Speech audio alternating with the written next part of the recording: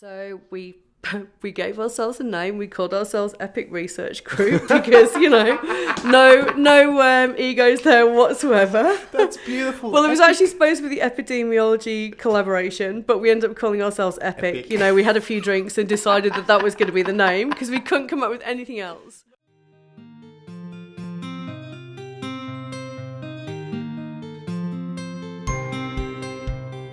I can't think of any more human activity than conducting science experiments. The game I play is a very interesting one. It's imagination in a tight straitjacket. The beauty of a living thing is not the atoms that go into it, but the way those atoms are put together. What I always think should be the basis of education is not answers, but questions. We should teach kids how to question.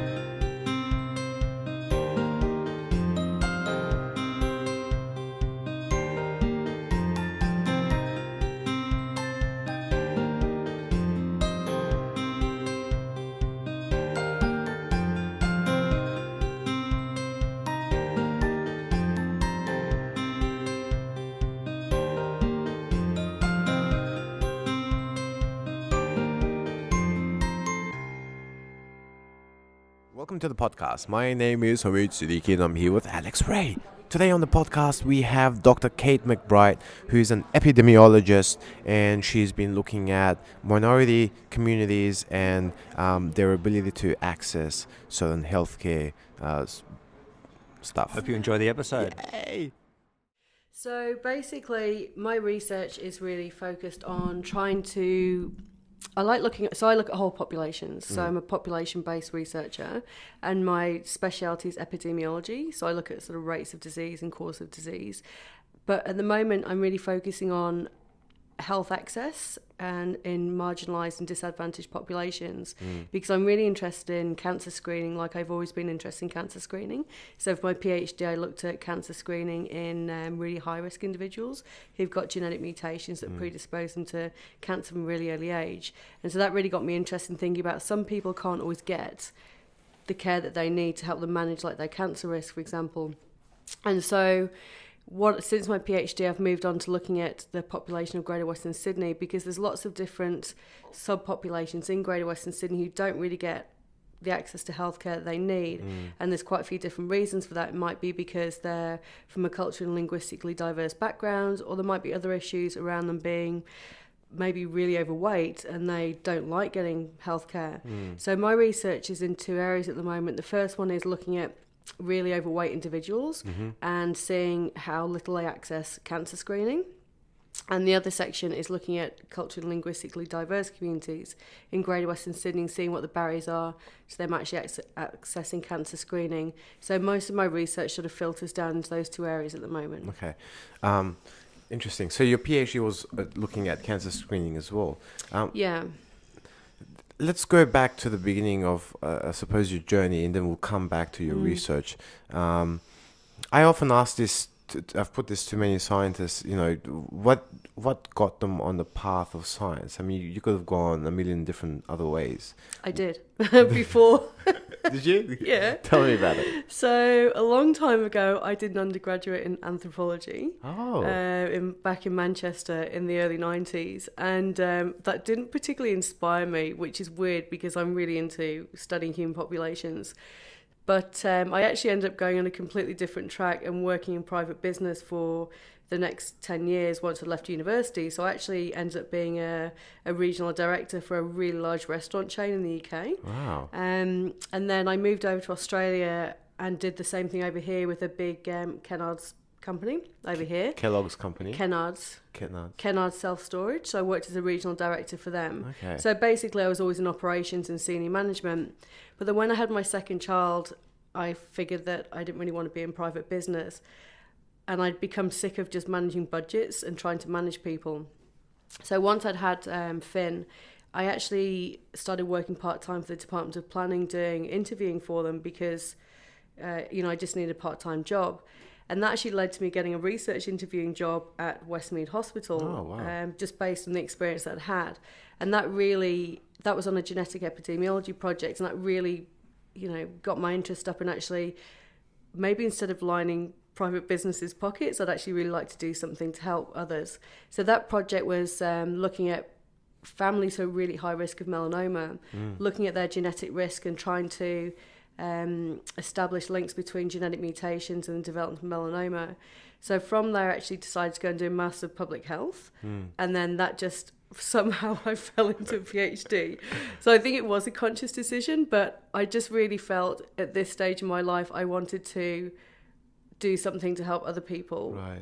Rather than helping private business, if that makes sense. Yeah. And I kind of figured when my kids were growing up, I might as well study because I didn't really want to work full time. Yeah. Yeah. That's interesting. So the birth of your child was the impetus for you actually getting out of business and into research. Yeah, because I used to work really long hours and I travelled all over Australia. So it wasn't really practicable when I had young children, but also it just made me really consider, I guess, the world a little bit differently, because I don't know whether you have children, but you definitely change your perspective of the world when you have children. And it probably stopped me being so selfish and started thinking about other people, if that makes sense. Yeah. Yeah, I could imagine. I mean, Alex has got 2 kids, Alex, who I do the podcast with. And he's mentioned it before that, when you don't have kids, you can be selfish, you can be self-indulgent, focus on what you need to do in your career and so on and so forth. But as soon as you have kids, it's like your priorities just shift. Completely. All of a sudden, you're no longer in the middle of the universe. It's this child, and you have to do everything to take care of this child. That's right.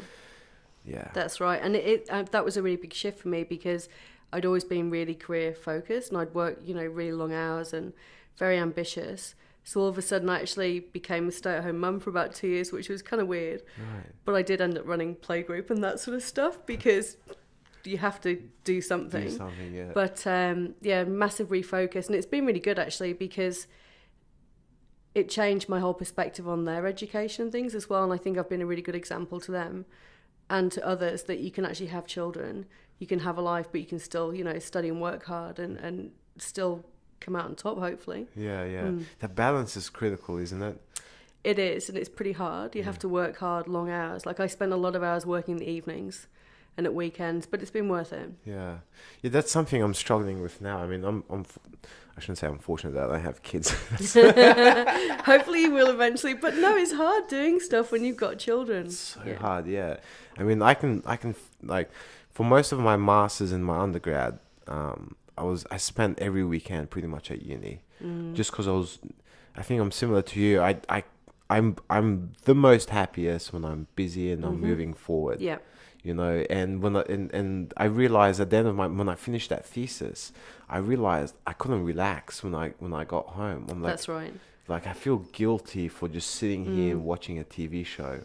So we probably share that, and I recognize that that's probably an issue for me because as I progress into the next stage of my life, I need to kind of pull that back and make sure I dedicate enough time to other things that are important. Yeah, definitely, and I think that's one of the challenges, and probably failed a little bit at this when I was doing my PhD because I worked part-time, I taught, I was a research assistant, I had 2 young children, got divorced, moved house a couple of times, and it was just really full on. I probably put too much added stress and pressure on myself, and I'm really concerned now with my own PhD students. I really tell them you've got to have some downtime, and if things don't get done this week, then they'll get done next week, and that's really, really important to just look after your own health and well-being sort of thing, and I'm really trying to do that a lot more now and have a bit more balance. That's awesome. Yeah.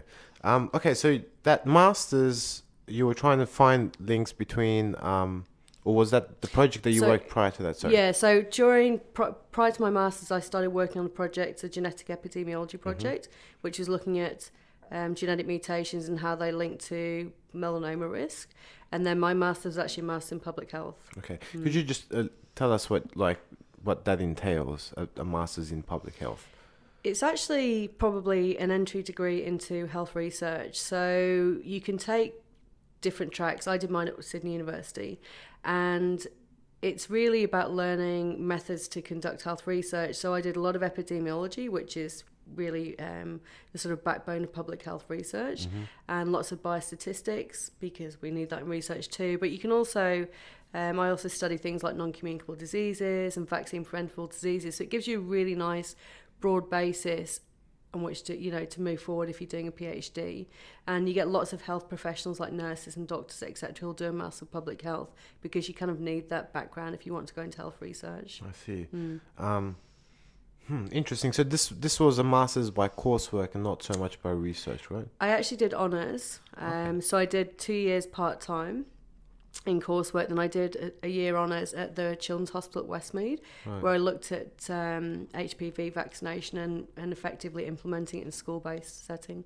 Can you tell us a little bit about that? Yeah, that was a really interesting project. This is what I always get. I'm like, yeah, let's go back to you. Yeah, it's a while ago now. It was 2011, but it was a fun year. It was just really interesting because I worked with adolescent girls. And so basically there was 2 parts. So I actually developed, for my honours project, I developed the questionnaire to try and assess effectiveness of this intervention, where we were going into schools and trying to improve vaccination rates. But it was really challenging because just trying to get adolescent girls to take part, so it's probably the hardest research I've ever done. And then just from the ethical perspective as well, of trying to get everything through ethics. So it was kind of fun. It was really great working at the Children's Hospital. But I think that was the year that made me really want to do something that was worthwhile, because I was based down near the oncology ward. That was really, you know, every day you go into work and you just think, my life is not a problem compared to what those people are going through, you know? Yeah. So it was actually a really good year, because I learned some fantastic research skills down at the Children's Hospital with some great researchers, but also it taught me about having a bit of humility about life and being grateful for what you've got, and not really whinging about having to work a bit too hard. Right. No, that's so true. It's, yeah, when you it's amazing that human beings are engineered in such a way that as soon as you compare yourself to someone who is in a better position to you, it causes you misery. But when you look at someone who's got it way worse than you, you're like, oh wait, life is pretty good. Yeah, exactly right. Because I spent 8 years working at Westmead in my research assistant job. So I've been on the melanoma project, and I moved on to a project which looked at high-risk families who were predisposed to breast cancer and ovarian cancer. And I was with that project for 8 years, but I was in the cancer centre at Westmead, and that really taught me that a lot of people have a really hard time. And yeah, it definitely teaches you to value what you've got. Yeah, definitely. So you did that project, and then what happened afterwards? So after I finished my honours, I was continuing to work as a research assistant at Westmead on the breast cancer project, but then actually started my PhD straight after that with Sydney University.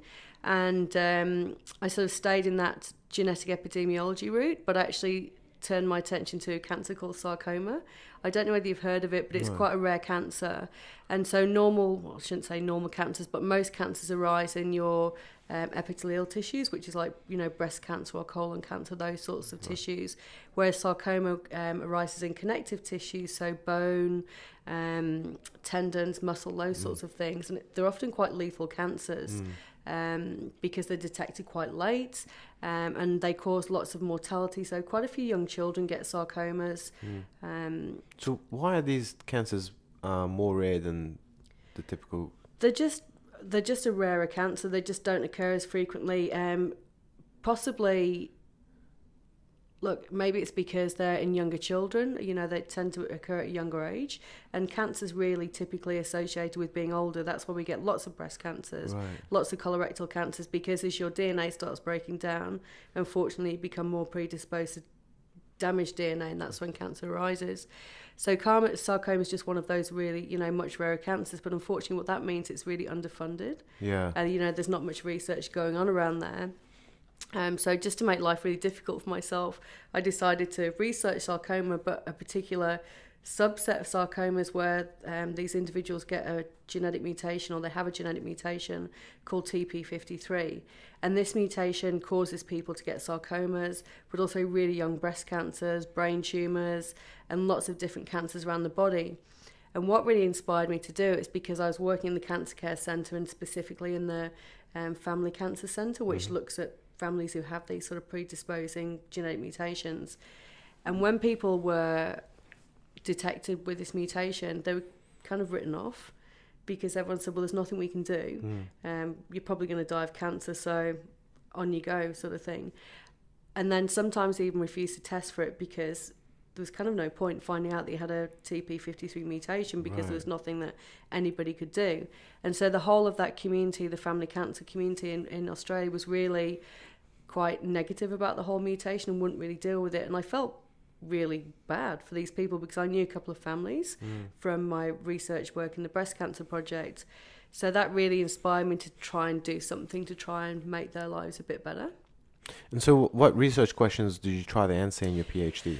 So what I tried to answer was, first of all, what was the rate of the TP53 mutations in sarcoma families, which I did. And then I also tried to find out whether we could actually have a really effective management program that would detect sarcomas and other cancers earlier by using whole body MRI screening, so that people didn't really have to have a death sentence, so that they could get tested for the genetic mutation, and then there was some management protocol in place so that they weren't just written off. Okay, so could you tell us what were the rates of people who had TP53 mutations? Yeah, 17% of sarcoma index cases that were diagnosed through Peter MacCallum Cancer Care Centre in Melbourne had a TP53 germline mutation, which is much higher than anybody thought, and no one had really investigated that before. So 70%? 17. Oh, 17. But it's pretty high because we thought it was something like 0.05% before. Right. And when you say germline mutation, what do you mean by that? Sorry, I should explain, yeah. So a germline mutation is something you're born with, so it's passed on through mother or father, and you've got a 50% chance of inheriting that mutation because you have 2 strands of DNA, 2 alleles, and one of those alleles is already broken when you're born, and that's a germline mutation.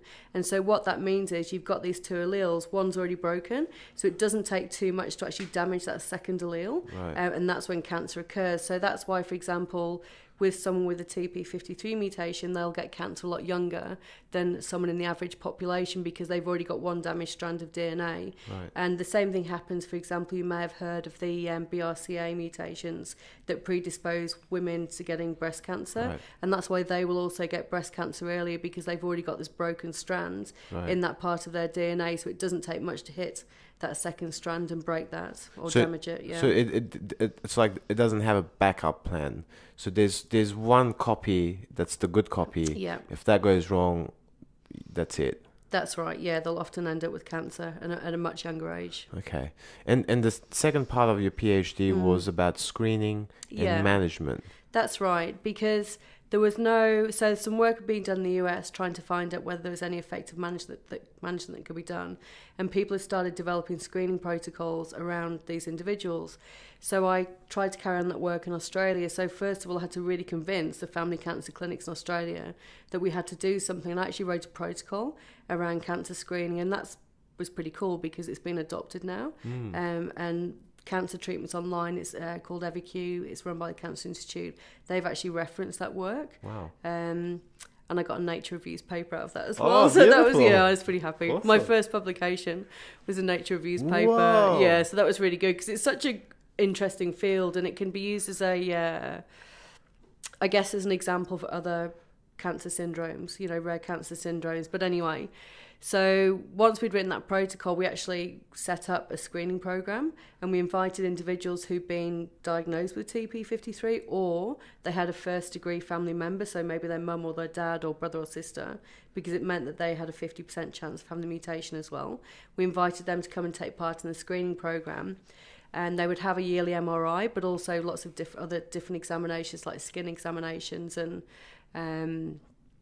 brain scans. The women would have breast MRIs as well to try and see if we could actually pick up the cancers that they were being diagnosed with earlier, but we also had to see whether there was high rates of incidental findings. I'm not sure whether you know what that means, but basically incidental findings are like small things you might find in MRI that aren't really dangerous. They might be little benign growths, but they have to be investigated.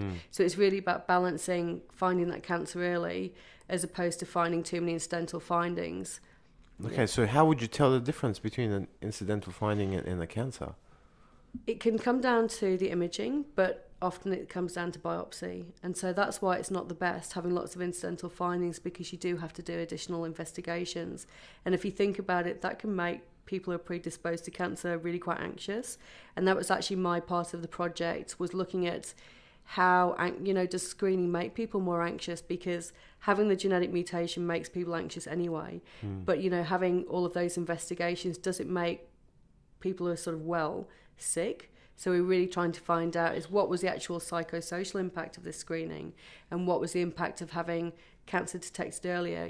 Did that benefit outweigh having all these incidental findings and the sort of constant monitoring that they were having done? Right.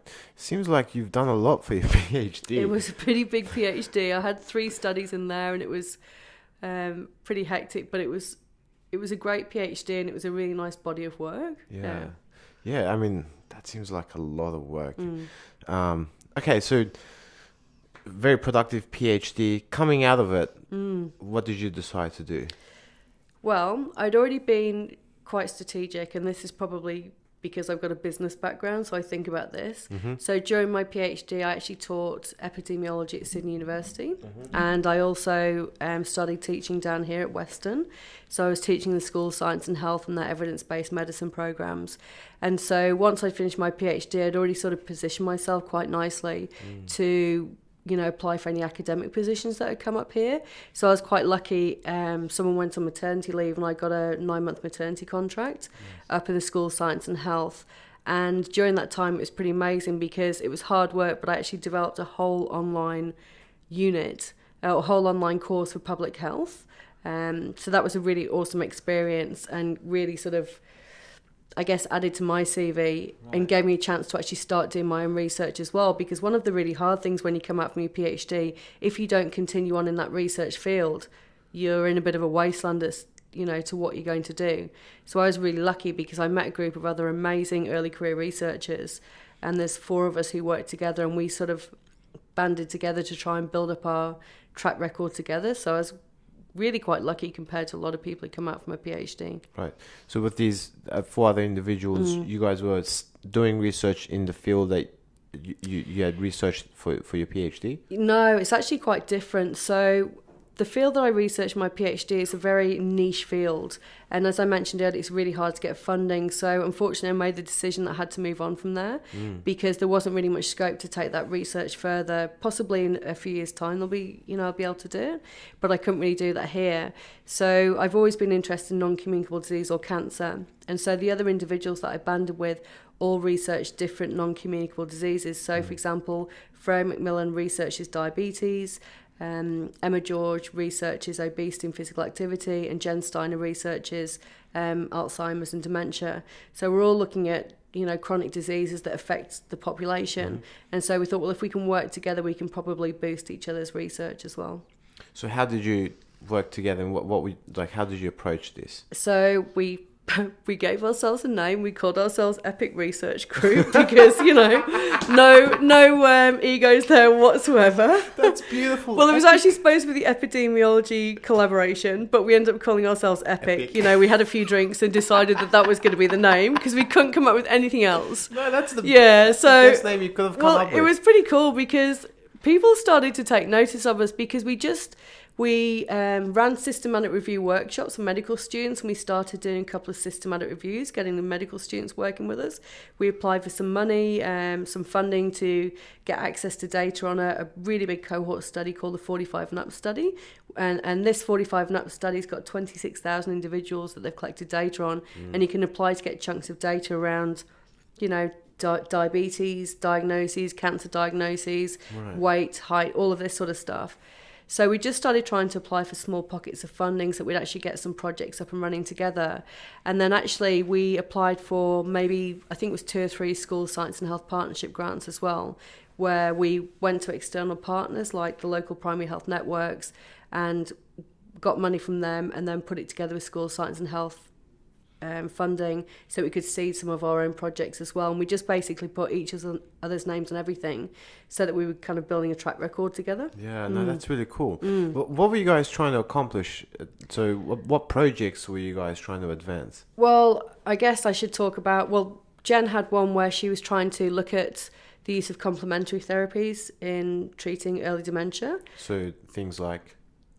So she was looking at things like turmeric and coconut oil. And so she's really going out and asking people, or unfortunately, we could pay someone to do it for us on the grants. So we'd ask people about what sort of complementary medicine, did they take vitamins, what drugs did they take to try and manage their early dementia, because it's a really under-researched field. Like, people don't really know.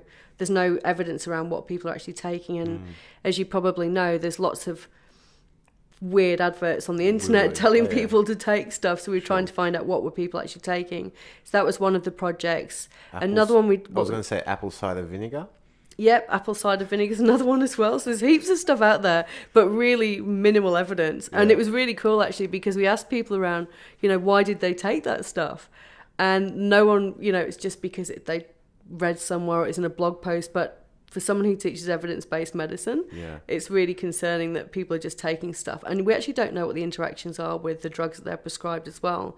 So it was a really great seeding project, to take Jen's stuff forward.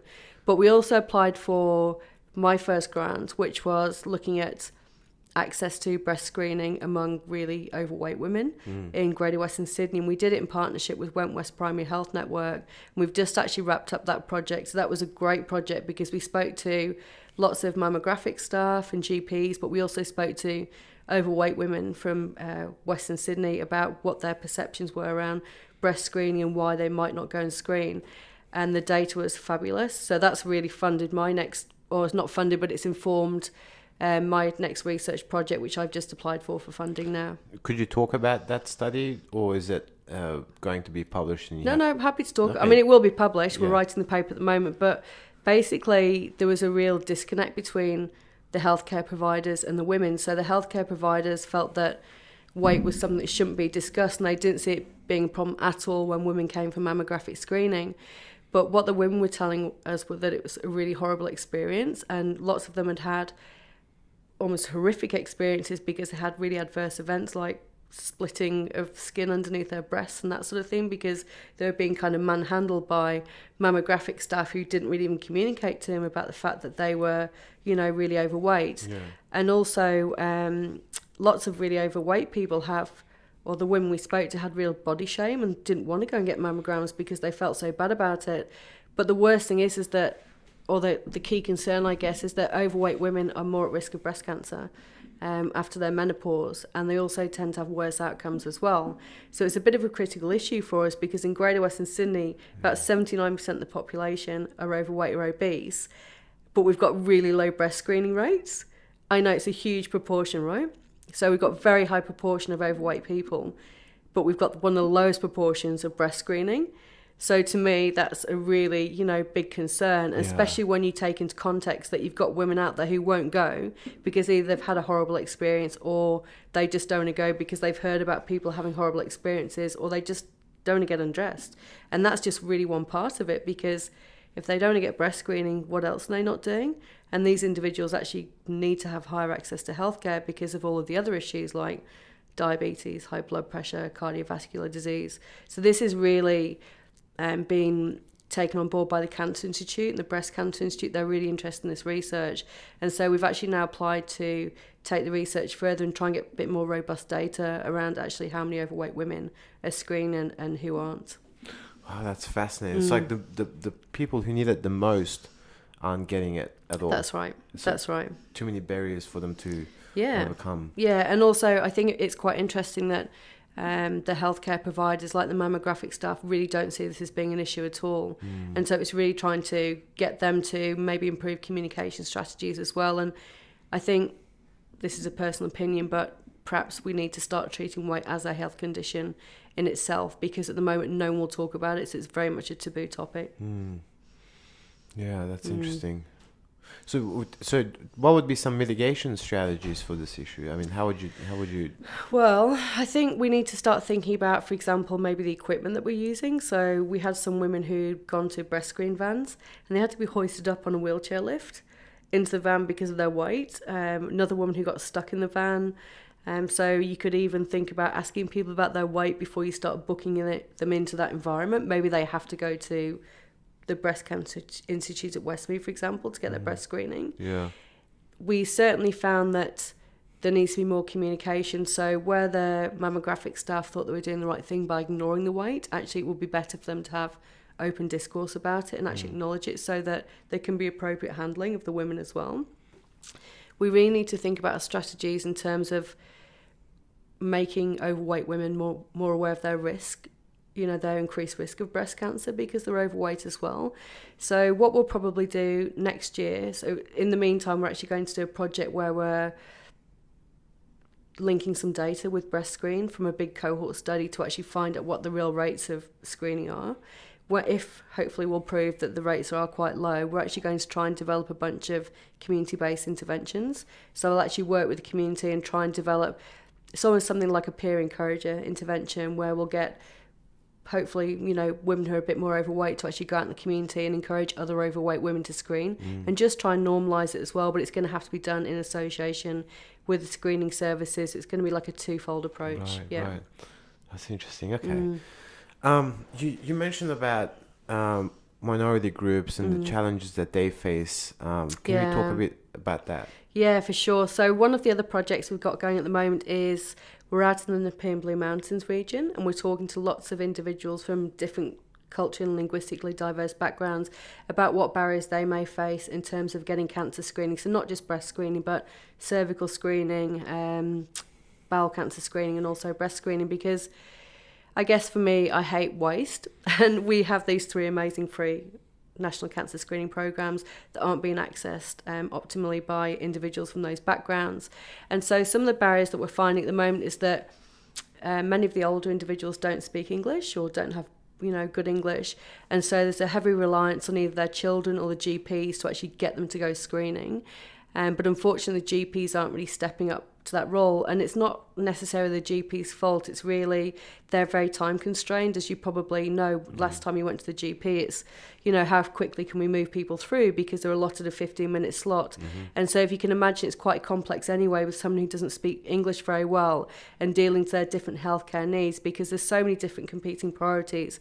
Maybe they've got diabetes or maybe they've got high blood pressure, and then trying to fit in that screening advice as well is really quite problematic. So first of all, individuals from cold backgrounds or culturally and linguistically diverse backgrounds aren't often aware that they can actually access that free screening. And then there's the language barriers as well. So, they may not be able to speak the language, and it's difficult actually trying to get the screening done. There's also access issues, so may lack transport, definitely low knowledge, that's a real problem as well. I'm trying to think what else we found at the moment, because the interviews really are quite ongoing. There are cultural barriers as well, and we have spoken to some individuals where it's a real modesty issue.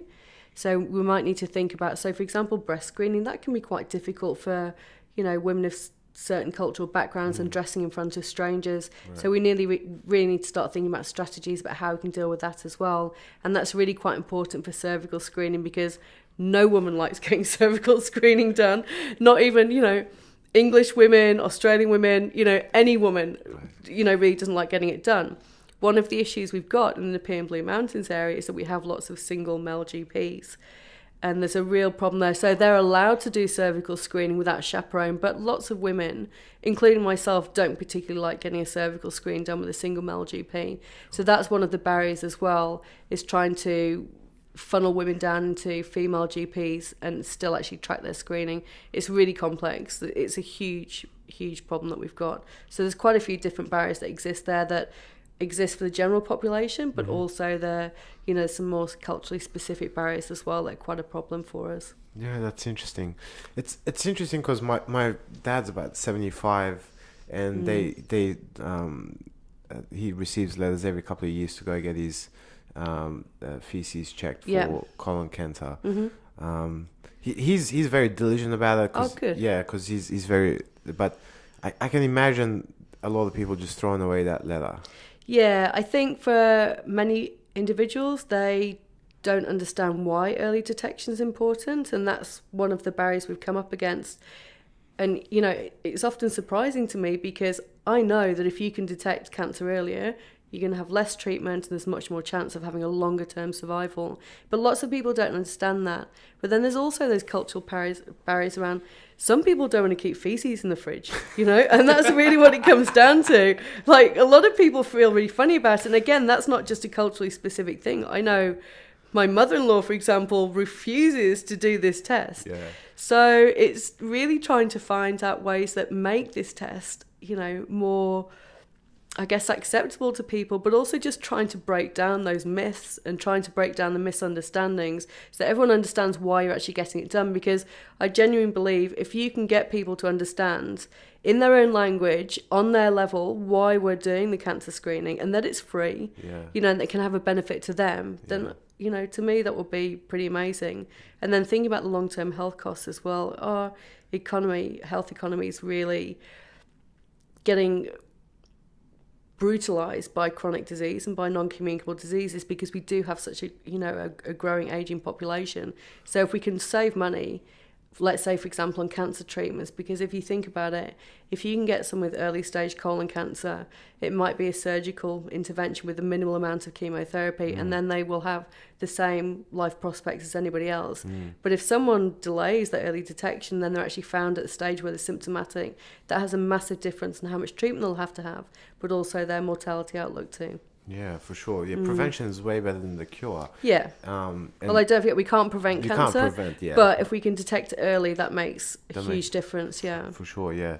I mean, yeah, I didn't consider how much the cost of actually treating people would be. That would be a big issue. In saying that, I mean, then are governments like funding this type of research? Are they really excited about? Because you mentioned that it was difficult to get research or funding for the earlier project that you mentioned, but that because it was just a niche population and it's not really applicable to the general public, and that's why it's difficult. Whereas what you're doing now is you know, there's greater numbers involved, and so is there more funding for research like that? Yeah, that's absolutely right. It's really difficult when you're working in niche areas to get funding, and so you kind of do have to be a bit strategic about which way you're going with your research. And, you know, hands up, I'll admit, I've been really quite strategic about the direction I've taken my research. It's much easier to get funders interested in what you're doing if it actually meets their KPIs. So, for example, What's their KPI? performance indicators. Okay. So, for example, I'm working or have worked with Wentwest Primary Health Network, and they look after all of the general practitioners in Western Sydney. I work with Nepean Blue Mountains Primary Health Network, Southwest Sydney Primary Health Network, because if you can identify what their performance indicators are, you can work with them and you can do research with them, and a lot of their remit is to actually fund research to try and improve issues within their area. So it is, if you think about what are the priorities, I mean, anybody can go into the Cancer Institute's webpage and look at what their research priorities are. So it's really thinking about how can I fit my research in with that, but not duplicate somebody else's research. Right. So it's just aligning your research with their research Absolutely. interests. You know, because unfortunately in this academic environment you have to bring in grant money. I mean, that's really part of our performance as well. And so I think if you can focus your research in areas where there is a research need, for one, it makes your job more secure, but two, you're actually meeting a need as well. Yeah. Why wouldn't you do that? I don't know. Yeah, that makes sense. I recognized that when I was applying for a PhD. Yeah. And they're like, oh, these are the research streams. And I'm like, well, I don't know if mine fits in any of Yeah, these. yeah. Or you can always mould it into something. Yeah, Yeah, exactly. It's like, let me just try to force it into this hole over here. That's right. It's got to be done. Yeah, you have to do it. And it makes sense. I mean, you don't... There's value to doing basic research, you know, just advancing our understanding of fundamental things. That's right. But if you don't make obvious the utility of that, then you can't really expect people to get excited about it. That's right. And look, there is quite a big shift happening in research at the moment, because you have to think about impact. So it's not necessarily about how many publications you can get. It's really about real world impact. So we're being encouraged now as researchers to think about, well, how's this going to impact the local community? How's it going to impact international research? How's it going to impact on my stakeholders and my partners? And it's actually, for me, I like it. I'm a very pragmatic person. why wouldn't you do research? I know we don't all have the choice, don't get me wrong. I'm a population health researcher, so I do have opportunities to have impact in my research, but I don't understand why people don't think of that. So to me, it's a really logical step to think about what actual real life impact our research is going to have. Because for me, if I can increase cancer screening rates in Greater Western Sydney, that's amazing, because we do have an issue with it. Yeah, and you're affecting people's lives, which is awesome. Exactly right, yeah. Because it's not just about healthcare costs as well with cancer. Right. It's also about, if you think about the individual quality of life costs, if someone's got to have really intensive treatment, that has a much bigger effect on their life than having, you know, a much shorter course of treatment or just simple surgery. Yeah, no, definitely. I suppose what we can talk about, so we mentioned a few of your projects. Do you have any that we haven't spoken about? Probably one project that I don't own the project, but I am one of the chief investigators on, and that's a diabetes prevention project with the Samoan community in southwest Sydney. Right, this is the one that we kind of talked about at the research showcase. That's right. Yeah, I was presenting my PhD student's poster because she was doing some work for me that day.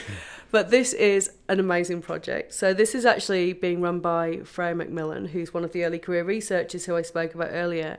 And we're working with Professor David Simmons. So he's a professor in diabetes and endocrinology at Western Sydney Uni. And he also runs the diabetes service at Campbelltown Hospital.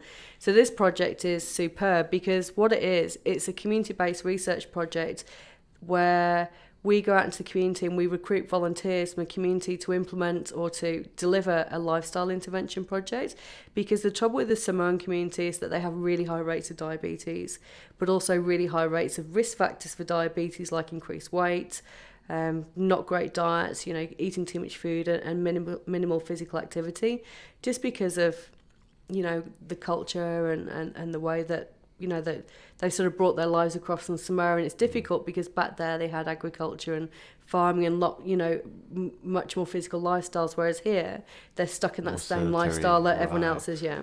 So this project's really cool because we've actually got a Samoan community coach who we employ, Rhonda. She's amazing. So she's actually trained a whole bunch of peer supporters, we call them, in a group of churches across southwest Sydney to actually deliver this intervention. And so there's a whole series of workshops that have been running for the past few months, workshops around increasing your steps, increasing your physical activity, drinking more water, introducing fibre into your diet, eating more fruits and veggies. So really, really simple lifestyle messages. But it's just been incredible. I wish you'd been at the health showcase at Research Week a couple of weeks ago. So, you know, the same week I met you.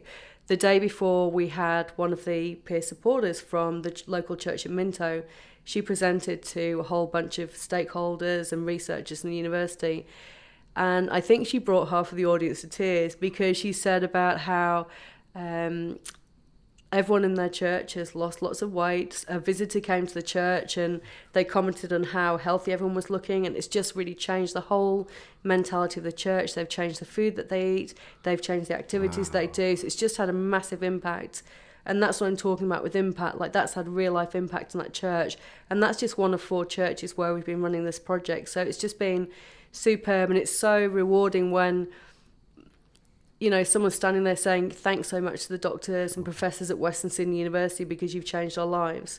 So that is an awesome project, and we're hoping that will actually scale up next year. And we're hoping to get funding from the NHMRC to actually scale up to lots more churches across Western Sydney. So that's a pretty cool project. Yeah, I'm really lucky to be involved in that. That is a very cool project. What I like is the simplicity in the approach. That's right. And also getting the community involved. So this project actually took probably about 18 months to get underway because we actually had we've got a reference group where, you know, there's members of the Samoan community, the High Commissioner from Canberra, GPs, lots of really important people, but also regular community members.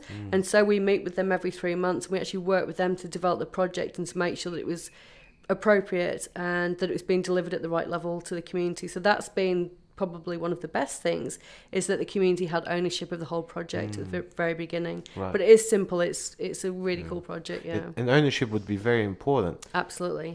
Because then they'll be motivated to actually do it. That's right. And so all of our research now, so even the work we're doing with breast screening and with the culturally and linguistically diverse communities in cancer screening, even though it seems as though we're just talking to people to see what the barriers are, this is actually the engagement stage where we're trying to meet different members of the community so that as the research moves forward, we can actually engage that community in helping us either deliver the intervention, help us develop the intervention so that there is a sense of ownership. Because there's lots of research out there now that shows you if there's community ownership, it's much more effective. Yeah, For sure. This reminds me, this is totally unrelated, but have you heard of the Pygmy population in Africa? Yeah, I studied anthropology, right? Remember?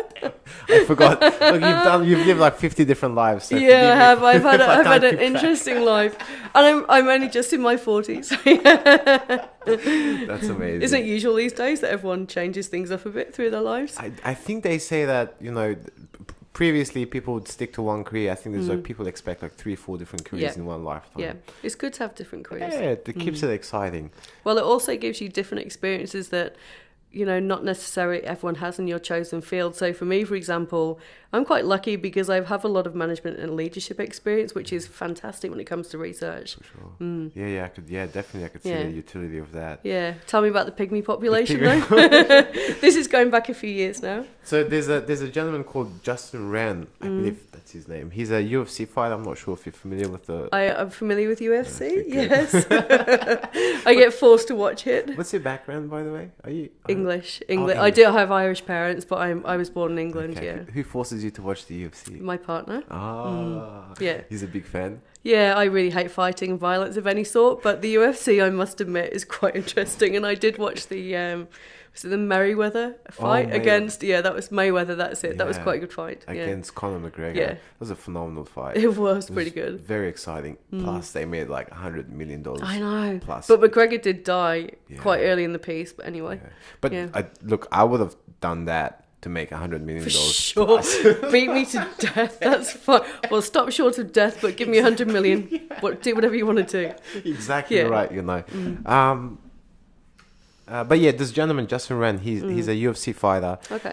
And I think he went on a trip to the Congo. I think that's where the Pygmies live, I believe. Don't quote somewhere me. around there. Somewhere I think I might have a book on the shelf behind me that's somewhere about the Pygmies. Yeah. We can open up the book and get the facts right. Yeah. But let me just murder the facts over here. Don't worry, I can't remember them. This is a long time ago that I studied the Pygmies. Yeah. Then these are gonna go unchecked. But essentially, when he went there, I think the Pygmies were treated as essential slaves. They were like subhuman to the other African populations around, or African tribes. And he really built an emotional attachment with them because he was trying to help them. And he dedicated his whole life to actually building wells to help them have access to clean water, because I think some crazy amount of, like, I think 5,000 children die from dirty water. Yeah, it's pretty awful. It's a bad situation over there. I think it may be a day or a year. I feel like it's a lot. I'm not sure whether it's... I think it's more than 5,000 a year, let's put it that way. Yeah. Whatever the case may be, it's still tragic, whether it's a day or a year. But yeah, he started a whole charity, essentially, where he goes to Africa and he doesn't just build wells, he actually trains the locals, the Pygmy population. And they're doing it in a very analogous to what you're doing here with the Samoan community. They're using very basic tools, equipping the population with the necessary knowledge and skill. That's right. So that when he leaves, they can still build their own wells, repair it, maintain it, and gives them an ownership of what they're doing. It does, but it also gives sustainability, which is super crucial, because unfortunately in our economic climate, lots of money is spent on being reactive with health conditions, so treating health conditions, whereas there's only a very small proportion, I think it's like 8 or 9% of the whole health budget that's actually spent on prevention. So it's really, really important that we actually make any intervention sustainable, so that, we can go in and work with the community, then we can step away as researchers, and there's continuing benefits in the community. Yeah, that is important. So I thought that... that's exactly what we're aiming for, and it is an analogous situation. That's what we're really trying to do effectively, so it's quite a nice sum up of what we're trying to do, We're kind of reaching towards the end of this That's okay. conversation. So I just I want feel like I've been grilled. I'm like, okay, trying to remember my PhD. didn't mean to grill you, Kate. As soon as I shut that thesis, that's it, done. Yeah. Oh my god. Yeah. I guess there's really 3 questions that I have left. The first one, what advice could you pass on to students or scientists coming up or researchers coming up? I would have to say be strategic. It's really important to be passionate about your research field, and that's probably the first bit of advice, I guess. Be passionate and enjoy what you do. You have to feel something for the field that you're working in, but also try and tie that into strategy. It is important to be passionate, but it's also important to be realistic as well. So if you can find a research field that actually ties those 2 things together, you're going to be successful. So when you say realistic and be strategic, as in make sure whatever you're doing is going to be useful for your career, to advancing.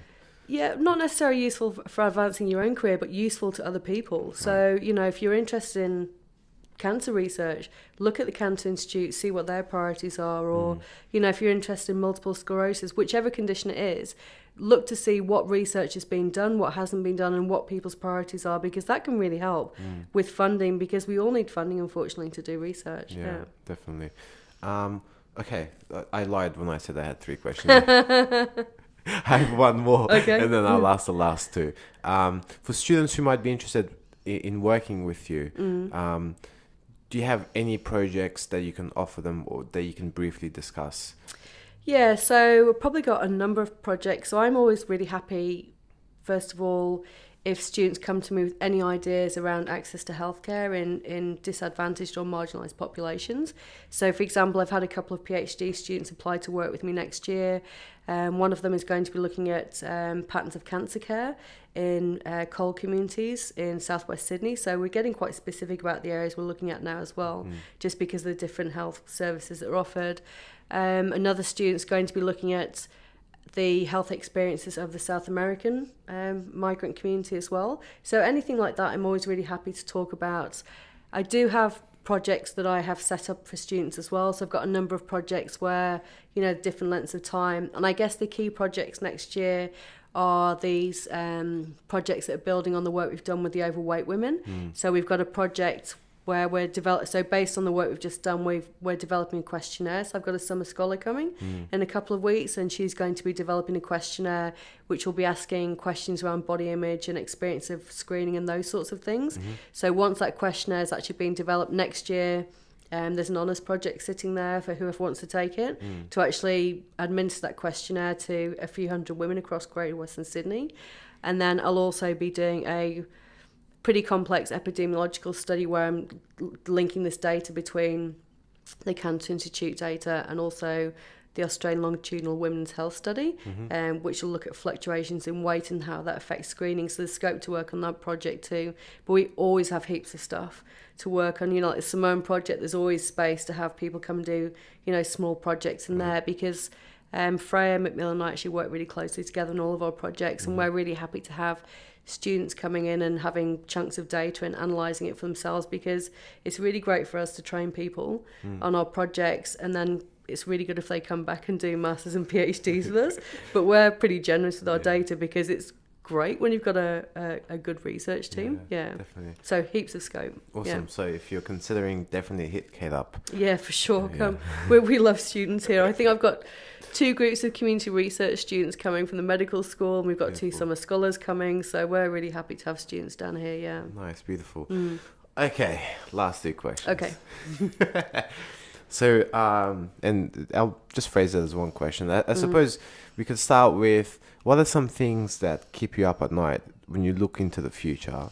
And on the flip side of that, what are some things that get you excited in the morning and give you hope when you look into the future? It's probably 2 sides of the same coin, I'd say, because some of the things that keep me up at night are, I think like a lot of hopefully aware researchers, I have an imposter syndrome where I really worry about, what am I doing here? Can I do my research? There's people investing in me. Am I going to get everything done? Oh God, we've recruited enough people for that project. So I do, I really worry about the practical aspects of research and But that's actually probably a good thing, because I do get excited about coming to work because I love challenges and I love being busy.